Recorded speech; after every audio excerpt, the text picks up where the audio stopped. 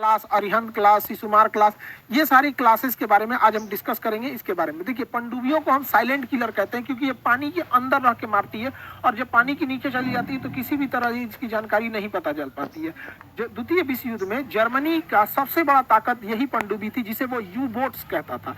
You boats ने ही सबसे ज्यादा तबाही बचाई थी जर्मनी की नौसेना में। यहाँ पे तो देखिए, हम पनडुब्बियों के इंजन के बारे में पिछली वीडियो में चर्चा कर चुके हैं।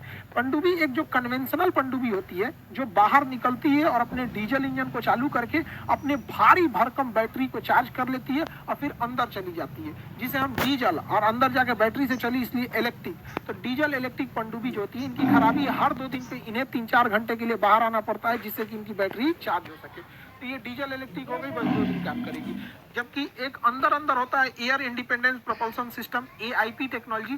एआईपी टेक्नोलॉजी पानी के अंदर ही बिजली बना देता है, लेकिन वो बिजली इतना पावरफुल नहीं होता है कि पनडुब्बी को चला सके, लेकिन वो बिजली बैटरी को चार्ज कर देता है और बैटरी इस पनडुब्बी को लेके चली जाती है। इस वजह से ये 15 दिन तक पानी के अंदर रह सकता है। तो इसके तुलना में ये बहुत एडवांस होता है यहाँ पे। और सबसे बेहतरीन पनडुब्बी मानी जाती है न्यूक्लियर पनडुब्बी। परमाणु पनडुब्बी में ईंधन की जरूरत नहीं है, 5-7 साल तक उसका ईंधन खत्म नहीं होता है, ना ही उसको पानी से ऑक्सीजन बना लेता है। ये 3 महीने तक पानी के अंदर रह सकता है, क्योंकि इसमें खाने पीने का सामान 3 महीने बाद खत्म हो जाता है, तो क्रू मेंबर को चाहिए होता है।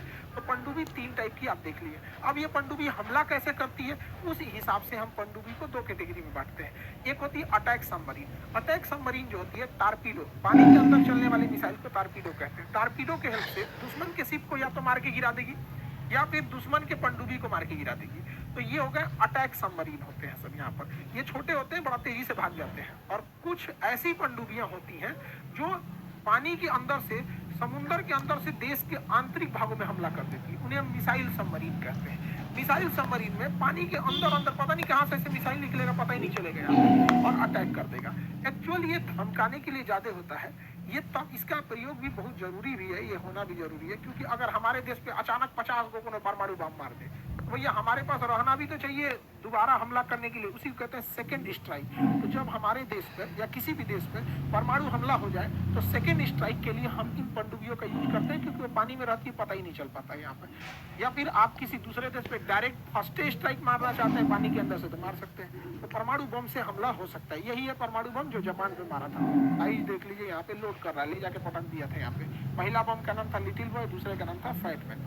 पनडुब्बी देख लिए आप लोग, 2 टाइप की इन पनडुब्बियों को। इस प्रकार हम देखें कि इंजन के आधार पर हम पनडुब्बी को 3 भाग में बांट सकते हैं। कन्वेंशनल पनडुब्बी जो 2 दिन पे